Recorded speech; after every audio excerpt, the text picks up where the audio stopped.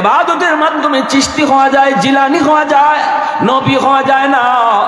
নবী আল্লাহ পাক রব্বুল আলামিনের নিজের নির্বাচন। আল্লাহ যারে নির্বাচন করেন, আল্লাহ যারে পছন্দ করেন, তারে আল্লাহ নবী বানায়। এটা আল্লাহ পাকের একান্তই নির্বাচন। ঠিক তেমনি ভাবে কার সিনার ভিতরে আল্লাহ পাক কোরআনের নূর দিবে রে যুবক, কার সিনার ভিতরে আল্লাহ পাক কোরআনের নূর দিবে, এটাও আল্লাহ পাক কয় এটা আমার নির্বাচন। হাজারো হাজারো বালকের ভিতরে, হাজারো হাজারো সন্তানের ভিতরে আল্লাহ পাক যেই সন্তানটার সিনাটাকে আল্লাহ চয়েস করে, ওই সিনার মধ্যেই আল্লাহ পাক তার কোরআনকে আমানত রাখে। এজন্য এটা বাহাদুরির বিষয় নয়। ছোট ছোট বাচ্চাগুলি দেখা যায় হাফেজে কোরআন হয়ে যায়, ঠিক না? নিজের হোক ঠিক মতো হয়তো কথাই বলতে পারে না, ঠিক মতো ঠিকানা কইতে পারবো না, কিন্তু কোরআনে 30 পারা হাফেজ। কেমনে হলো? এটা আল্লাহর একান্ত ইচ্ছা।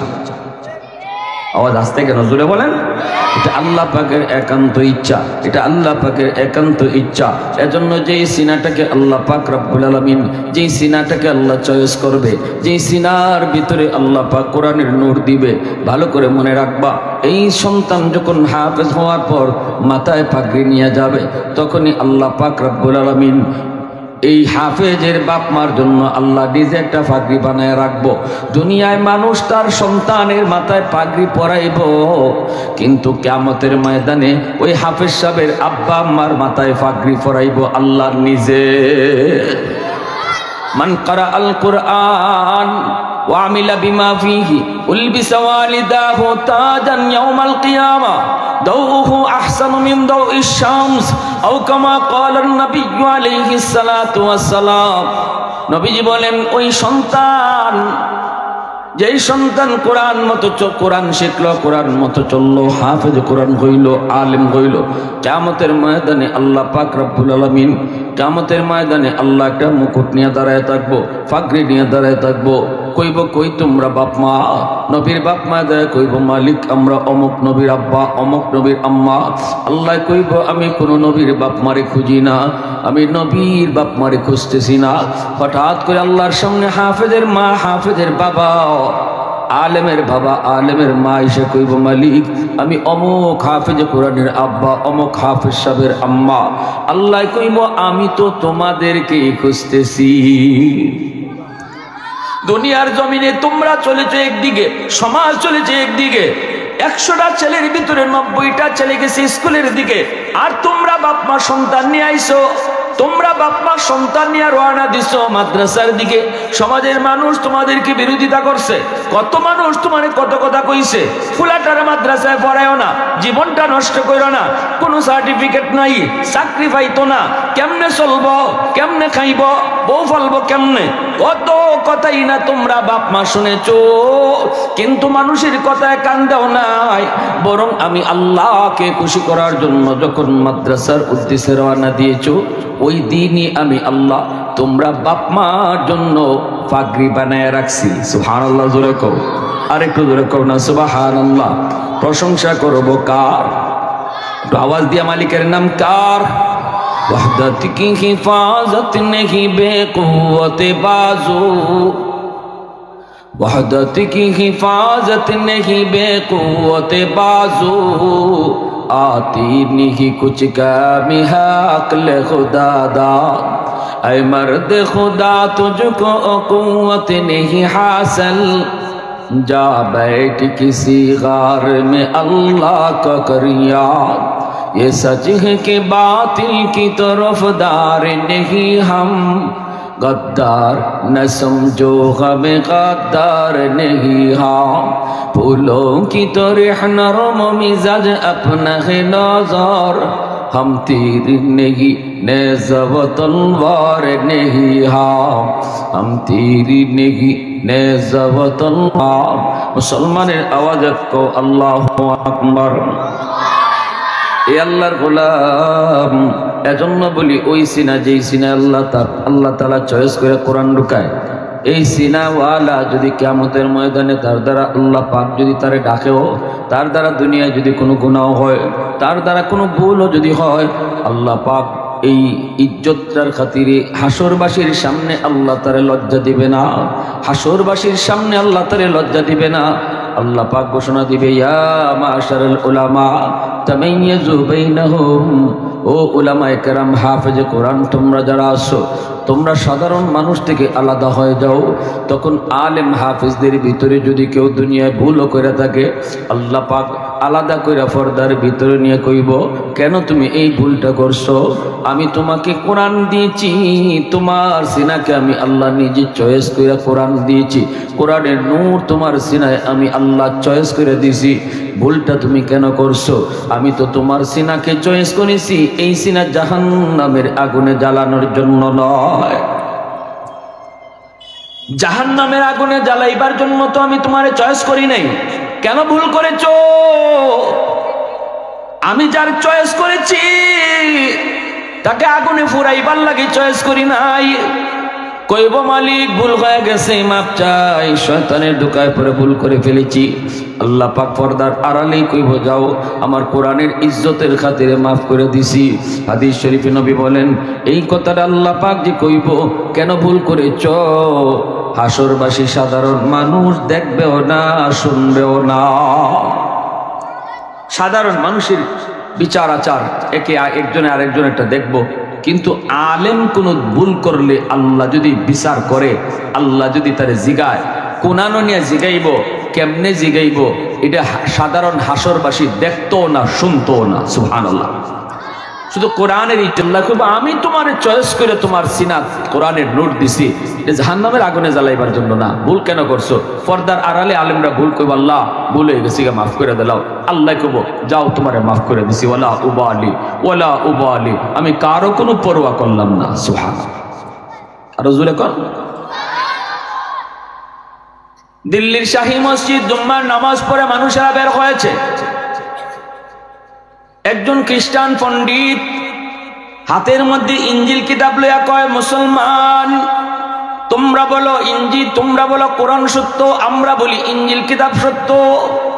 তোমরা বলো ইসলাম ধর্ম সত্য, আমরা বলি খ্রিস্টান ধর্ম সত্য। এই বিতর্কের প্রয়োজন নাই, চলো আমরা একটা চ্যালেঞ্জ করে নেই, একটা পরীক্ষা করে নেই, পরীক্ষার দ্বারা বুঝবো কোন কিতাব সত্য আর কোন ধর্ম সত্য। মুসলমানেরা কই, কেমনে তুমি পরীক্ষা করবা, কেমনে তুমি চ্যালেঞ্জ করবা? কয়, আগুন জ্বালাবো, আগুনের ভিতরে আমার হাতের ইঞ্জিল আমি ফেলাই দেব, তোমরাও তোমাদের কোরআন আগুনের ভিতরে ফেলাইবা। এরপরে আমরা দেখব কোন কিতাব জ্বলে, কোন কিতাব জ্বলে না। যেই কিতাবটা জ্বলবে না, বুঝবো ওই কিতাবটা সত্য এবং এই ধর্মটাও সত্য। এই কথা বলতে সাধারণ মুসলমান কয়, বলো ও মিয়া, আমরা এত কিছু বুঝি না, কোরআনের মহত্ব বরত্ব সম্পর্ক আমরা এতটা জানি না। যদি বাহাদুরি দেখাইতে হয় তাহলে চলো শাইখুল হাদিস সাহেবের কাছে যাই, চলো মুফতি সাহেবের কাছে যাই, চলো মুহতামিম সাহেবের কাছে যাই, চলো মসজিদের ইমাম সাহেবের কাছে যাই।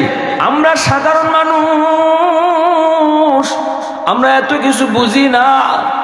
আপনাদেরকেও বলি, আপনাদেরকেও যদি কেউ ইসলামের কথা কইয়া ফিতনা লাগাইতো চায়, নামাজ ইবাই হয় না, হিবায় ফরন লাগে, ইবাই হয় না, হিবায় করণ লাগে, যদি কেউ বুঝাইতে চায় তাহলে আপনি কোনো তর্কে যায়েন না।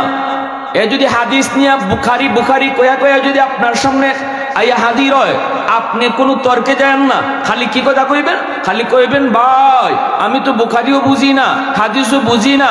যারা বুঝে চলেন শাইখুল হাদিস সাহেবের কাছে যাই, চলেন মুফতি সাহেবের কাছে যাই, চলেন মাদানিয়া মাদ্রাসায় যাই, চলেন মোহাম্মদিয়া মাদ্রাসায় যাই। এই কথা কইয়া তারে কোনো রকম খালি হুজুরের কাছে নিয়ে আসেন। কিন্তু আমি বইলা দিলাম, যখনই আপনি মাদ্রাসার কথা কইবেন, মুফতি সাহেবের কথা কইবেন, তখনই তার পণ্ডিতি সাথে সাথে শেষ হয়ে যাইব। তখনই আপনারে কইব, ভাই আমার পেটে মুসর মারছে, একটু পরে যাই, ঠিক নেন। তখন কইব, ভাই টয়লেট আছে নি, দাঁড়ো, কারণ এরা পণ্ডিতি সব সাধারণ মানুষের সামনে, ঠিক কিনা? এজন্য আপনারা তর্কে যাইবেন না, বিতর্কে যাইবেন না, কারণ এরা দুই একটা হাদিস লইয়া আইছে মুখস্থ কইরা আপনার হারাই দিব। আপনি কি কইবেন এটাও জানে। এই ফিতনাবাজদের কাছ থেকে যদি বাঁচতে চান তাহলে হুজুরের কাছে নিয়ে আইবেন, মুফতি সাহেবের কাছে নিয়ে আইবেন, পারবেন না? আলেম কি দরকার, মৌলবী কি কেন লাগবে, তাবলীগ করতে আবার হুজুর লাগবে কেন, তাবলীগ করতে আবার মৌলবী লাগবে কেন? যদি আপনার এই ধরনের কথা কয় তাহলে আপনি কইবেন তাবলীগ না খালি একবারে জীবনের শুরু থেকে লিয়া মরণ পর্যন্ত হুজুর লাগে।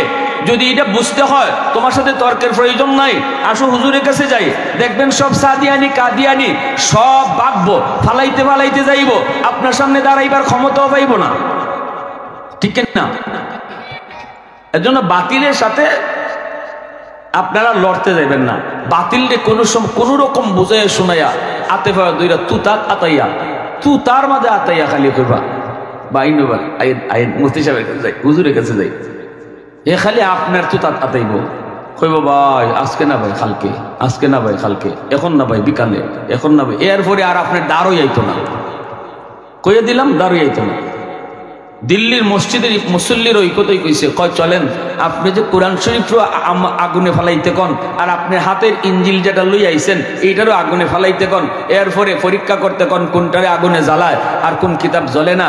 এটা আমরা এত কিছু বুঝি না ভাই, আমরা এত কিছু বুঝবো না, আমরা এই চ্যালেঞ্জ নিতেও পারবো না, চলেন যাই মুফতি সাহেবের কাছে, বড় হুজুরের কাছে যাই। তখনকার সময়ের সবচেয়ে বড় হুজুর শাহ আব্দুল আজিজ মুহাদ্দিস দেহলভী রহমতুল্লাহি আলাইহি, যার এক বিপ্লবী ফতোয়ার কারণে ভারতবর্ষ স্বাধীন হয়েছে, শুধু তার এক ফতোয়ার কারণে। আল্লাহু আকবার জোরে বলেন।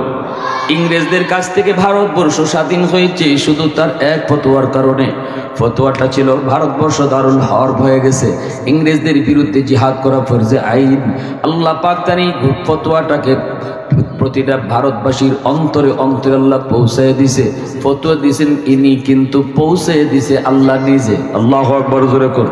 ইব্রাহিম পয়গম্বরের মতো আল্লাহ কয় ইব্রাহিম আজান দাও, আজান দাও, আজান কয় কের আজান, কয় হজের আজান, হজের আজান দাও। মালিক আমি বাইতুল্লাহ থেকে হজের আজান দিব, পৃথিবীর বিভিন্ন প্রান্তে আমার আওয়াজ যাবে কেমনে? আল্লাহ কয় ইব্রাহিম আজান দেওয়া তোমার কাম, পৌঁছায় দেওয়া আমি আল্লাহর কাম। শুধু খালি ওই সময়ের মানুষে শুনছে না, কিয়ামত পর্যন্ত যত মানুষ আইব রূহ জগতে আছে, যদি আল্লাহ পাক তারে হজ তার কপাল নসিবে রাখে, সে ইব্রাহিম আলাইহিস সালামের ওই হজের আজান শুনছে এবং লাব্বাইক কয়ে জবাব দিছে। আল্লাহু আকবার জোরে বলেন। লই আইছে তারা হুজুরের কাছে, হুজুর ও কি কয় দেখেন, আমরা বুঝি না হুজুর, কি কও তুমি? কয় হুজুর আপনারা বলেন ইসলাম ধর্ম সত্য, আমরা বলি খ্রিস্টান ধর্ম সত্য, আপনারা বলেন কোরআন সত্য, আমরা বলি ইঞ্জিল সত্য, এই বিতর্ক আর ঝগড়ার প্রয়োজন নাই, চলেন আমরা একটা চ্যালেঞ্জ করি, একটা পরীক্ষা করে দেখি কোন কিতাব সত্য। হুজুর বলতেছে কেমনে? কয় বিশাল একটা আগুন জ্বালাবো, এই আগুনের মধ্যে আপনারাও আপনাদের কোরআন ফালাইবেন আর আমিও আমার হাতের ইঞ্জিলটা এই আগুনের মধ্যে ফালাবো, এরপরে দেখবো কোনটা জ্বলে আর কোনটা জ্বলে না। শাহ আব্দুল আজিজ মুহাদ্দিস দেহলভী রহমতুল্লাহি আলাইহি বলেন, আমি চ্যালেঞ্জ গ্রহণ করলাম, তারিখ ধার্য করো, এলান করে দাও, জানায় দাও, হাজারো হাজারো মানুষের সমাগম ঘটাও। টাইম টেবিল ঠিক করা হলো, জায়গা ঠিক করা হলো, তারিখ ঠিক করা হলো, মাইকিং করা হলো, হাজারো মানুষ মুসলমান অমুসলমান সবাই জমা হয়ে গেল শুধু এই চ্যালেঞ্জটা দেখার জন্য। প্রত্যেকেরই মনের ভিতরে কৌতূহল, এত বড় একটা চ্যালেঞ্জ তাহলে আজকে দেখা দরকার, কোরআন সত্য নাকি ইঞ্জিল কিতাব সত্য, একটু দেখবো কোন কিতাবকে আগুন জ্বালায়, কোন কিতাবকে আগুন জ্বালায় না।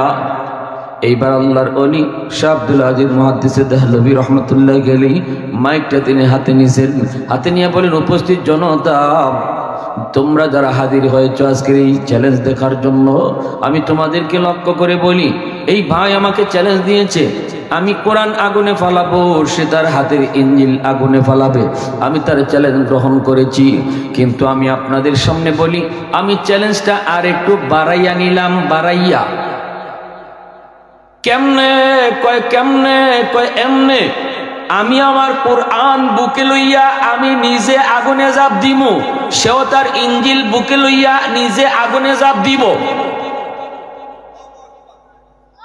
মাতুন না দিবা, আল্লাহ বড় কো। এবার দেখা যাবে কাকে আগুন জ্বালায়, কারে আগুন জ্বালায় না। যেই কিতাব সত্য হবে এই কিতাবও জ্বলবে না, যে কিতাব বুকে লইয়া জাপ দিছে সেও জ্বলবে না। এই কথা বলা মাত্রই দেখা যায় খ্রিস্টান পণ্ডিত তার পেটের মধ্যে মুচড় মারছে। মাইকটা হাতে নিয়ে কো হুজুর মাপ চাই, মাপ চাই, আমি এত বড় চ্যালেঞ্জ নিতে পারবো না, আমি এত বড় চ্যালেঞ্জ নিতে আসি নাই, আমি এটা পারতাম না, পারতাম না, পারতাম না। আল্লাহর ওলি কয় আমি যদি পারি তুমি কেন পারবা না? ঠিক না নি? জোরে খাও, আমি যদি পারি তুমি কেন পারবা না? আমার তো বিশ্বাস আল্লাহ পাকের কালাম কোরআনও জ্বলবে না, আমিও জ্বলবো না। তোমার যদি ইঞ্জিল সত্য হয় ইঞ্জিল কিতাবও জ্বলবে না, তুমিও জ্বলবে না। অসুবিধাটা কি? অসুবিধাটা কি? কয় না হুজুর আমি পারবো না। আল্লাহর ওলি কয় দেখো দৌড় দিও না, দৌড় দিলে কিন্তু কিল একটাও মাটি পড়তো না। দেখছো নি কি জাত মানুষ হয়েছে? ঠিক না রে? দেখো ও দেখছো সাইরো ভাই মানুষ দেখছো?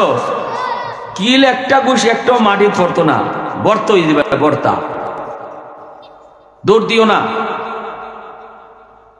ক হুজুর, হুজুর আপনি আমার বাঁচান। হুজুরকে আমি বাঁচাইমো, আগে কও কি ষড়যন্ত্র লই আইছো ওইটা কও, ষড়যন্ত্রটা কও, ষড়যন্ত্রটা কও, নাইলে মানুষ কিন্তু রেডি আছে, মানুষও হাউকাউ করতেছে। হা হুজুর যদি পারে তুমি কেন পারবা না? হইছে নি কাম? সবে কয় ওইটা তো আরো বালা, এটা তো আরো বালা। আমরা ইসলাম খালি দেখতাম কোরআন জ্বলে না ইঞ্জিল জ্বলে, এখন দেখবো কোরআনের সাথে মানুষও জ্বলে না জ্বলে না। ঠিক না? কয় না হুজুর আমি মাপ চাই।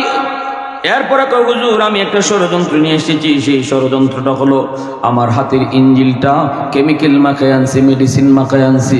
এটা এমন এক মেডিসিন মাখাইছি, এই মেডিসিন যদি কোনো বস্তুতে মাখানো হয় তাহলে এই মেডিসিনের কারণে আগুন এই বস্তুটারে জ্বালাবে না।